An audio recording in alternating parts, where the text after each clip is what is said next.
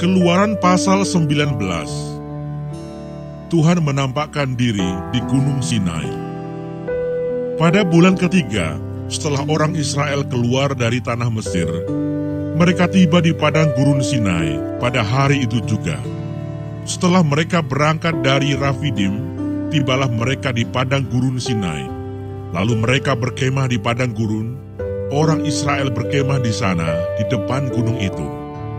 Lalu naiklah Musa menghadap Allah, dan Tuhan berseru dari gunung itu kepadanya, "Beginilah kau katakan kepada keturunan Yakub, dan kau beritakan kepada orang Israel, kamu sendiri telah melihat apa yang kulakukan kepada orang Mesir, dan bagaimana aku telah mendukung kamu di atas sayap Raja Wali, dan membawa kamu kepadaku. Jadi sekarang, jika kamu sungguh-sungguh mendengarkan firman-Ku dan berpegang pada perjanjian-Ku, maka kamu akan menjadi harta kesayangan-Ku sendiri dari antara segala bangsa, sebab akulah yang empunya seluruh bumi. Kamu akan menjadi bagiku kerajaan imam dan bangsa yang kudus. Inilah semuanya firman yang harus kau katakan kepada orang Israel." Lalu datanglah Musa dan memanggil para tua-tua bangsa itu, dan membawa ke depan mereka segala firman yang diperintahkan Tuhan kepadanya. Seluruh bangsa itu menjawab bersama-sama, "Segala yang difirmankan Tuhan akan kami lakukan." Lalu Musa pun menyampaikan jawab bangsa itu kepada Tuhan. Berfirmanlah Tuhan kepada Musa, "Sesungguhnya aku akan datang kepadamu dalam awan yang tebal, dengan maksud supaya dapat didengar oleh bangsa itu apabila aku berbicara dengan engkau, dan juga supaya mereka senantiasa percaya kepadamu." Lalu Musa memberitahukan perkataan bangsa itu kepada Tuhan. Berfirmanlah Tuhan kepada Musa, "Pergilah kepada bangsa itu, suruhlah mereka menguduskan diri pada hari ini dan besok, dan mereka harus mencuci pakaiannya.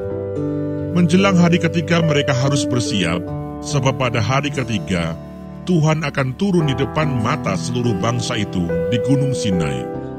Sebab itu haruslah engkau memasang batas bagi bangsa itu berkeliling sambil berkata, 'Jagalah baik-baik. Jangan kamu mendaki gunung itu atau kena kepada kakinya, sebab siapapun yang kena kepada gunung itu, pastilah ia dihukum mati. Tangan seorang pun tidak boleh merabanya, sebab pastilah ia dilempari dengan batu atau dipanahi sampai mati. Baik binatang, baik manusia, ia tidak akan dibiarkan hidup. Hanya apabila sangkakala berbunyi panjang, barulah mereka boleh mendaki gunung itu." Lalu turunlah Musa dari gunung mendapatkan bangsa itu.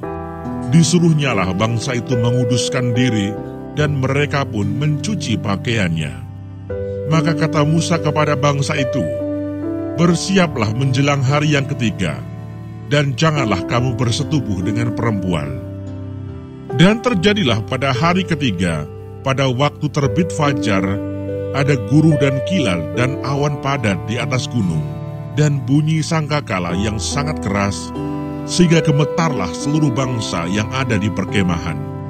Lalu Musa membawa bangsa itu keluar dari perkemahan untuk menjumpai Allah, dan berdirilah mereka pada kaki gunung. Gunung Sinai ditutupi seluruhnya dengan asap, karena Tuhan turun ke atasnya dalam api. Asapnya membubung seperti asap dari dapur, dan seluruh gunung itu gemetar sangat. Bunyi sangkakala kian lama kian keras. Berbicaralah Musa, lalu Allah menjawabnya dalam guruh. Lalu turunlah Tuhan ke atas gunung Sinai, ke atas puncak gunung itu.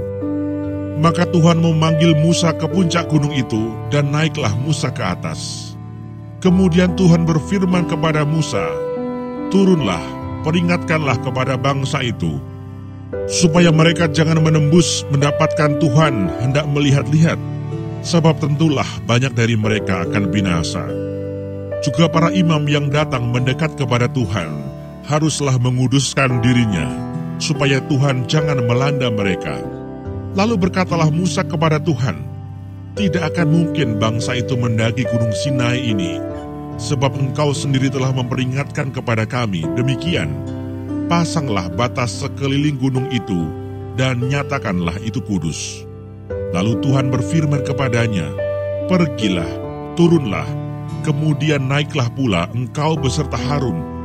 Tetapi para imam dan rakyat tidak boleh menembus untuk mendaki menghadap Tuhan, supaya mereka jangan dilandanya. Lalu turunlah Musa mendapatkan bangsa itu, dan menyatakan hal itu kepada mereka.